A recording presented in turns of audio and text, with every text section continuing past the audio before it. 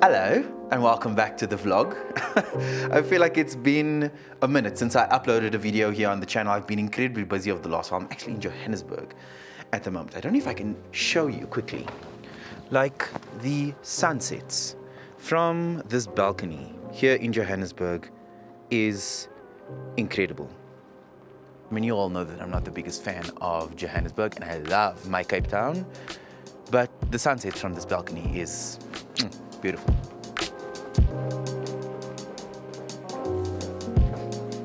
Okay, so it is Q&A day. I asked you to send in your questions via both Instagram and Twitter. So if you're not following me on those socials, you can go and check them out here. And yeah, if you want to participate in the next Q&A, then you can send me your questions. Also, if you're not already subscribed to this channel, I would really appreciate that if you hit the subscribe button, then you're notified when the videos go up. Yeah. Okay, let's jump straight into this. I want to spend a night with you. Like, why? Why is there always this person who is sending messages like this? Like, I just don't understand. Like, anyway, moving very swiftly along. When in your transition did you start using the ladies' toilet? Right away. Like, I didn't waste any time. I was like, no, this is the bathroom that I need to use, But I do remember, particularly in those initial phases, feeling hella insecure about using women's bathrooms and particularly around the potential violence that I might experience in those spaces. To be honest, I was very lucky. The place that I worked at the time only sort of had a general bathroom and everybody used that bathroom and it wasn't gendered in that kind of way.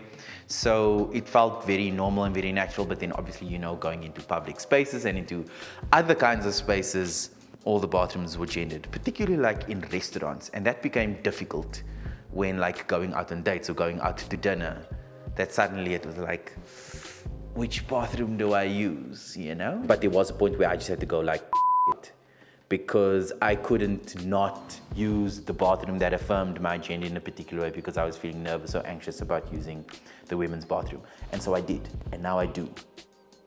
Yeah. I saw you on Tinder and I like your vibe. Oh yeah, I like my vibe too. Are you and Zane polyamorous? Yes, we both are. We've been poly for a while now, but we just haven't been, I guess, very public about that. And so our relationships and the dynamics are at a point where we want to start, I guess, sharing that in a bit more public kind of way, with friends and family, etc., etc. So maybe at a point, all of you will start seeing another person on this vlog. Maybe. I guess I'm brushing it off and joking about it in a particular way, but it really has been a bit of a journey for us to get to a space where we are comfortable sharing our people with other people and being public about that in a very particular type of way. Like friends and family can sometimes be really, really difficult with that, and so we've been trying to play it, I guess, really carefully in terms of how we are navigating that polyamory and our relationships with other people as well, and trying to bring that into a sort of public-ish space. When will you be getting married? Babes, I don't know. There are no finite dates that have been set. We are playing everything by ear. And we're also just enjoying things right now. We're having a lot of fun. You are a real beauty and you are looking stunning. Yeah, I will take those compliments. Why are you so rich? Okay, it's is it that hour? Pay me all of the compliments. I'm here for it. I will gladly accept all of the compliments. Drop me the compliments in the comments of this video. Come for me. I'm here. I'm waiting for you. How difficult was it coming out as trans within your work environment? Oh, I was really, really lucky because I had worked in a very safe and inclusive, I guess, work environment for a number of years before I came out as trans. I think I have spoken about it on this channel in some kind of way before, but I was very lucky to be in a work environment where I was actually working directly around gender and sexuality education, particularly for schools.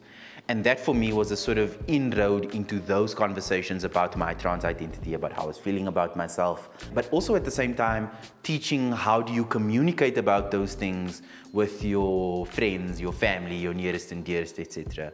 And so all of the skills that I had developed in that workspace had allowed me to come out in a way where I felt really, really safe in that work environment. I was working with people who were not only my colleagues, but were also my friends. So coming out, while it did feel like a big thing, like let me not play that down, it was huge. Like coming out to those people for me was everything. And I was so self-conscious and nervous about how they'd respond to it. I mean, I told them and they were just like giving me like all the hugs and support, and it was amazing. And they're still some of my best friends today. Now in later years, it's kind of really, really sad because that organization that I used to work for had actually closed its doors, I think like a month ago. I posted a video about that a couple of weeks ago, so I will put the link to that video at the end of this one, so you can go ahead and watch that there. Now, while I've had an incredibly, I guess, affirming coming out in my work environment, I know that for a lot of people, that is not the case, particularly people who work in corporate environments and corporate environments that have very rigid structures. The truth is that most of our professional and working environments aren't set up to facilitate and to nurture and to promote LGBTI equality in the workplace at all. And so for trans people specifically, when they do come out, it's always some kind of resistance that they are met with, which they really shouldn't be dealing with. So if you're watching this and you're a business owner or you're in management, like, try and make the space a little bit more safe for us. Because, like, as a general rule of thumb, it's not great for the queers. Would you be keen to come and watch one of the gender bender shows? Absolutely. DM me, send me an invite, please. I will be there. Would you recommend progesterone over Premarin? And what are the side effects between the two? Ooh, okay, I am not a medical professional, let me just say that right off the bat. But one of the things that I do know is that Premarin is not an appropriate hormone replacement therapy treatment thing for trans women at all. Premarin is a contraceptive that is prescribed to cisgender women, and while there might be some kind of hormones in there, it's nowhere near the standard of care that trans people deserve. And so there are all kinds of side effects that you can experience if you are taking Premarin. And so this can include things like kidney failure and liver failure and all kinds of issues with your hormone panel. So like really, if you can not be on Premarin, please try and not be on Premarin. To speak to progesterone specifically, I don't have any personal experience with it, but I did sit down with an interview with my doctor, Dr. Anastasia Thompson. She is like the best human on the planet. Like, she is really incredible. She herself is a trans woman and she's a medical doctor. She has been managing my medical transition, I think, for the last 3 or 4 years now.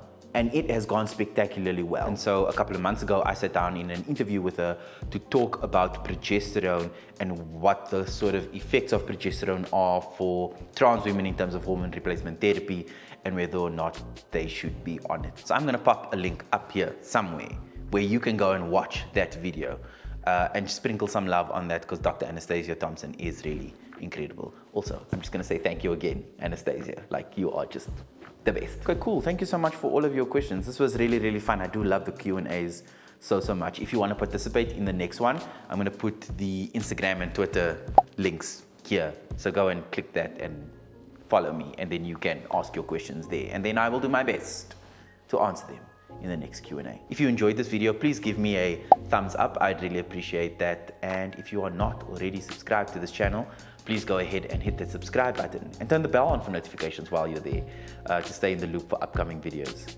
And I'll see all of you in the next one. Ciao.